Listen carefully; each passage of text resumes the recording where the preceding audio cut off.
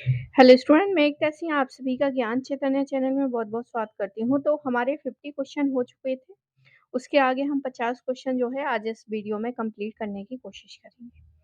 तो शुरू करते हैं। ये यूजीसी नेट जो है जून वाला पेपर है और आगे जो आएगा वो दिसंबर 6 दिसंबर शायद है। तो उसके उससे पहले ही जो है जून में जो पेपर हुए थे फर्स्ट शिफ्ट और सेकंड शिफ्ट इनके जो हैं सारे क्वेश्चन हो जाएँगे। तो आप अपनी तैयारी करते रहिए। चलिए शुरू करते हैं। निम्नलिखित में से कौन-सा कथन क्या है सही है? सही कथन बताना है। सबसे पहले है मास्की व गुर्जरा। मास्की एवं गुर्जरा लघु शिलालेख के अतिरिक्त अशोक का उल्लेख अन्य सभी अभिलेखों में देवनामप्रिय एवं प्रियदर्शी के रूप में किया गया है। आगे देखते हैं। 13वें शिलालेख में अशोक ने कलिंग युद्ध के कारण उत्पन्न कष्टों के प्रति वास्तविक पश्चाताप को व्यक्त किया था। सीहे अरामाइक लिपि वाले अशोक के अभिलेख तक्षशिला एवं जलालाबाद में पाए गए थे। तक्षशिला और जलालाबाद में अरामाइक वाले पाए गए थे। अशोक को पुरुगुप्त नामक बौद्ध भिक्षु द्वारा बौद्ध धर्म में दीक्षित किया गया था। आगे है यूनानी एवं अरामाइक में लिखित अशोक के द्विभाषीय अभिलेख मैसूर स्थित कोपबल तालुक गावी मठ एवं पालकी गुड्डू में पाए गए। तो ये वाला ई वाला तो एकदम गलत है। तो ई जहाँ पर है वो क्या कर देंगे हम ई वाले हटा देंगे। और कौन सा गलत था? ई वाला तो बिल्कुल गलत है।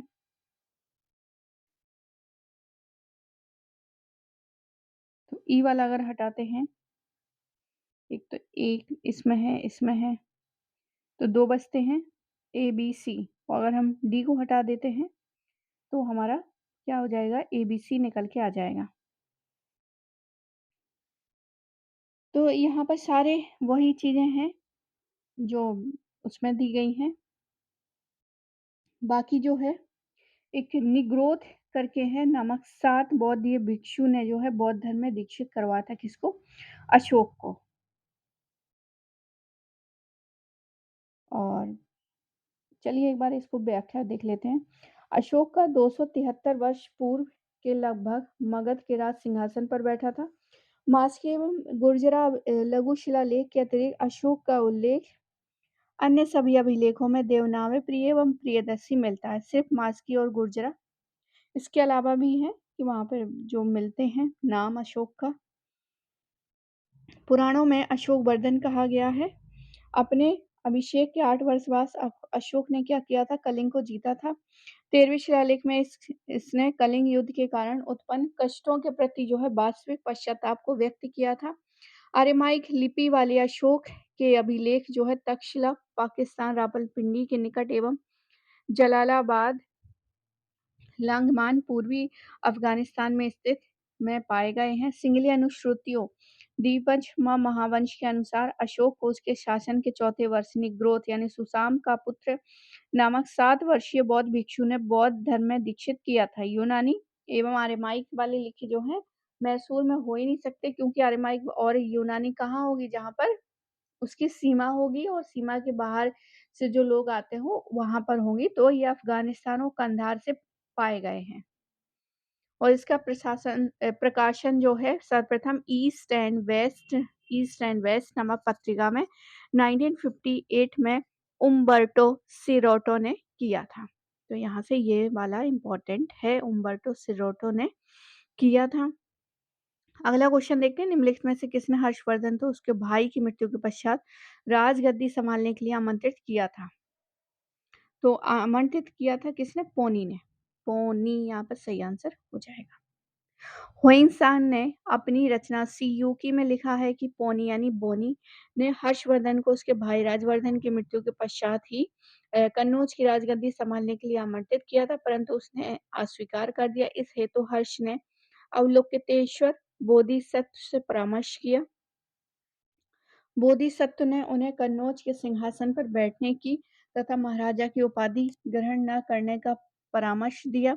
अतः हर्ष ने आर्यपुत्र राजपुत्र कुमार की उपाधि धारण कर अपना उपनाम जो है शिलादित्य रखा, लेकिन हर्ष ने कालांतर में 612 ईस्वी अपनी प्रतिज्ञा का उल्लंघन कर महाराजाधिराज की उपाधि बांसखेड़ा, ताम्रलेख सहित जो है पूर्ण राजकीय उपाधियों को ग्रहण कर लिया। आगे देखते हैं अगला क्वेश्चन। भारत में ईस्ट इंडिया कंपनी के प्रशासन एवं कार्यकलाप संबंधी पंचम प्रतिवेद फिफ्थ रिपोर्ट के बारे में कौन सा कथन सही नहीं है? सही नहीं है वो कथन बताना है। सबसे पहले है इसे ब्रिटिश संसद के में वर्ष 1815 में प्रस्तुत किया गया था। टू ट्रेन इनटू 102 पेज है और यह आगे है। इसकी लगभग 80 पृष्ठों की परिशिष्ट थी, जिसमें जमींदारों और रैयतों की याचिकाएं, विभिन्न जिलों के कलेक्टरों की रिपोर्ट, राजस्व प्राप्ति संबंधी सांख्यिकीय सारणियां और राजस्व तथा बंगाल और मद्रास के न्यायिक प्रशासन संबंधी अधिकारियों के लिखे गए नोट्स हैं। आगे देखते हैं फिफ्थ रिपोर्ट यहाँ पर पूछी गई है। फिफ्थ रिपोर्ट तो कौन सा नहीं था? ये ए ऑप्शन जो है यहाँ पर सही हो जाएगा। इसका व्याख्या देख लेते हैं। भारत में ईस्ट इंडिया कंपनी के प्रशासन एवं कार्यकलाप संबंधी पंचम प्रतिवेद, जिसको फिफ्थ रिपोर्ट सेलेक्ट कमेटी द्वारा जो है ब्रिटिश संसद में वर्ष 1813 में प्रस्तुत की गई थी। यह रिपोर्ट जो है 102 पृष्ठों की है और इसकी लगभग 800 पृष्ठ की परिशिष्ट थी और इसमें जो है जमींदारों रैयतों की याचिकाएं, विभिन्न जिलों के कलेक्टरों की रिपोर्ट, राजस्व प्राप्तियां संबंधी सांख्यिकीय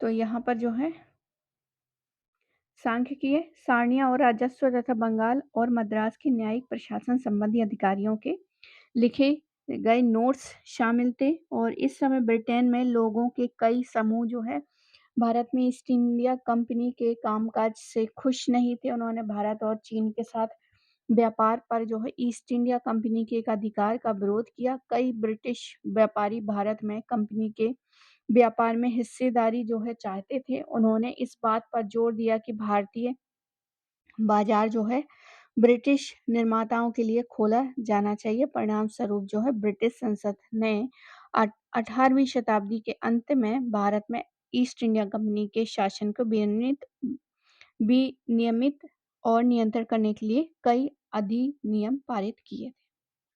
आगे देखते हैं अगला क्वेश्चन। निम्नलिखित में से किसने सम्राट मोहम्मद शाह से खालसा भूमि से इजारा प्रथा के उन्मूलन के लिए वकालत या निवेदन किया था? तो आंसर हमारा क्या हो जाएगा? शाह वली उल्लाह। क्या हो जाएगा? शाह वली उल्लाह। तो यहाँ पर शाह वली उल्लाह ने सम्राट मोहम्मद शाह से खालसा भूमि से इजारा प्रथा के उन्मूलन के लिए वकालत किया था।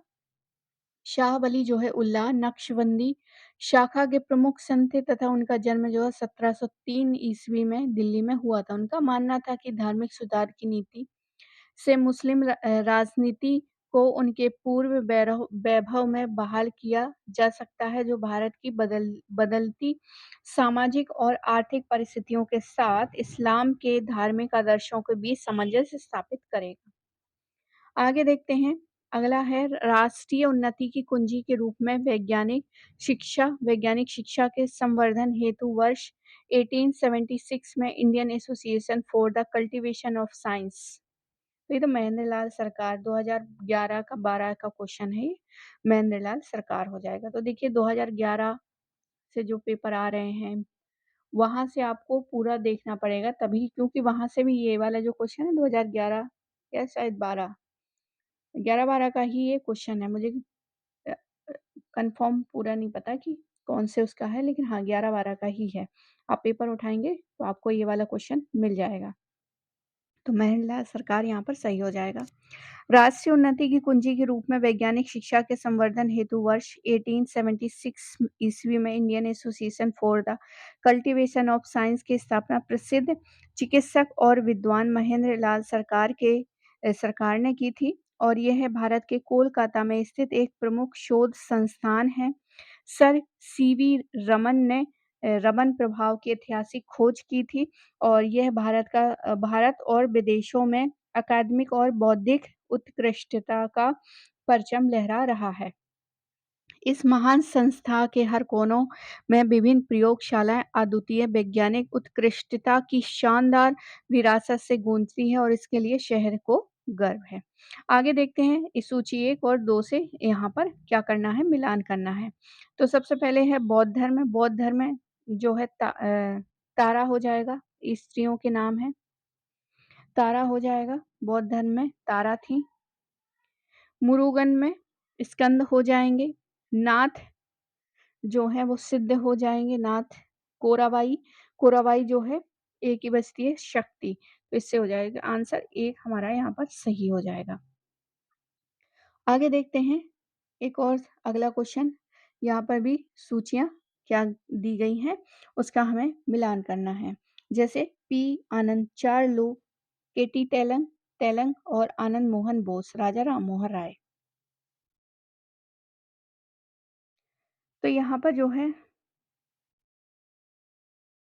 आ, आनंद चार्लू का हो जाएगा मद्रास महाजन सभा। केटी तेलंग का हो जाएगा Bombay association, Bombay presidency association. Anand Mohan Bose का हो जाएगा इंडियन एसोसिएशन और राजा राम मोहन राय का तो क्या हो जाएगा, आत्मीय सभा। इस हिसाब से ये ऑप्शन यहाँ पर सही हो जाएगा। आगे देखते हैं निम्नलिखित निम्नलिखित अधिकारियों में से कौन जो है मुगल कालीन शहरों के प्रशासन से संबंधित नहीं है। तो मुगल काल का पूछा है, कोतवाल हो गया, काजी हो गया, मीर ए अदल हो गया। क्यों कौन नहीं होगा, नाजिम नहीं होगा। नाजिम का देख लेते हैं। मुगल कालीन भारत के में शहरों के प्रशासन से संबंधित जो है नाजिम अधिकारी नहीं होगा। सिख राजा रणजीत सिंह ने अपने विस्तृत साम्राज्य को 4 प्रांतों में विभाजित किया था, कश्मीर, मुल्तान, पेशावर और लाहौर। प्रत्येक सूबा परगना में विभक्त किया था, परगने तालुकों में तथा प्रत्येक तालुका मौजों में बटा था जो 50 से 40 की संख्या में होते थे। राजस्व की सुविधा एवं स्थानीय निवासियों के सांस्कृतिक एवं धार्मिक अस्तित्व को बनाए रखने की दृष्टि से यह व्यवस्था क्या थी, स्थापित की गई थी। प्रत्येक सूबे का प्रमुख अधिकारी क्या कहलाता था, नाजिम कहलाता था। तो नाजिम जो है वो किससे संबंधित है, आधुनिक भारत के इतिहास से संबंधित है और सिख राजा रणजीत सिंह से। आगे देखते हैं निम्नलिखित विजयनगर शासकों को उसके विजयनगर के शासक हैं और उसको क्रम में लगाना है। सबसे पहले यहाँ पर जो है डी ऑप्शन जो है सबसे पहले आएगा, वीर नरसिंह आएंगे। वीर नरसिंह के बाद जो है आदित्य देव सबसे बाद के हैं। नहीं, उससे पहले जो है वेंकट प्रथम भी हैं। वेंकट प्रथम सबसे बाद में होंगे, तो बी ऑप्शन क्या होंगे, सही होंगे। और वीर नरसिंह के बाद जो हैं कृष्णदेव राय हैं, फिर उसके बाद जो है अच्युत देव राय और लास्ट में जो है वेंकट प्रथम है। तो इस हिसाब से बी ऑप्शन यहाँ पर सही हो जाएगा। आगे देखते हैं निम्नलिखित में से कौन शक शासक थे। शक शासक देखना है, रुद्रदमन शक शासक थे। गोंडोफेरिस चस्तन भी जो है शक शासक थे और गोंडोफेरस, मोआस और मिथिराडेटस, माओस और मिथिराडेटस ये नहीं थे। तो ये जो हैं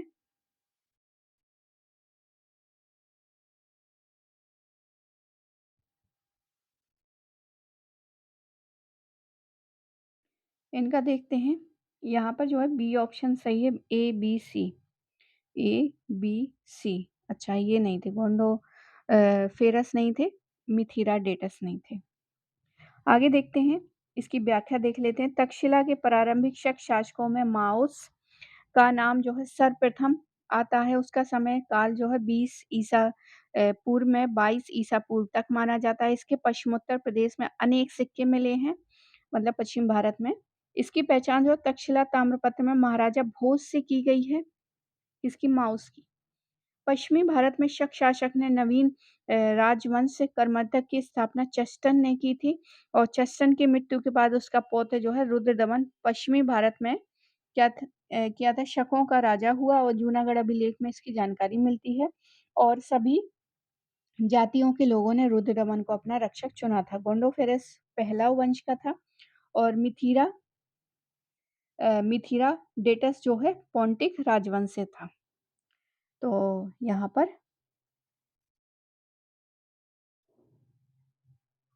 ए बी सी जो है सही हो जाएगा। आगे देखते हैं। अगला क्वेश्चन है सूची 1 और 2 से मिलान करना है। ऊपरी, अमला, देसाई, मसक, ये सब जो है इसमें बताना है, सही उत्तर का चयन करना है, मिलान करना है। ऊपरी क्या था? अमला क्या था?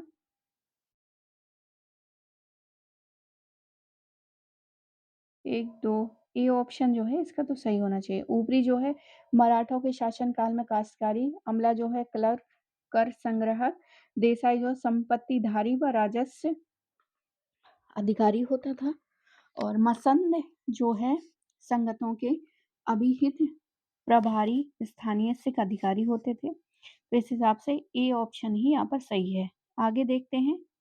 ये पान गुड़रिया वाला जो है 2022 में भी आया था और इसमें भी पूछा गया है। तो यहाँ पर जो है पान गुड़रिया, उदयगोलम, जतिन रामेश्वर, अहरोरा, तो ये बताना है कहाँ, स्थान कहाँ पर है। तो यहाँ पर जो है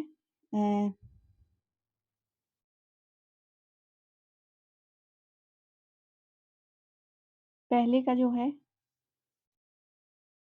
पान गुड़रिया जो है सीहोर मध्य प्रदेश में है और उदयगोलम हो जाएंगे, किससे हो जाएंगे?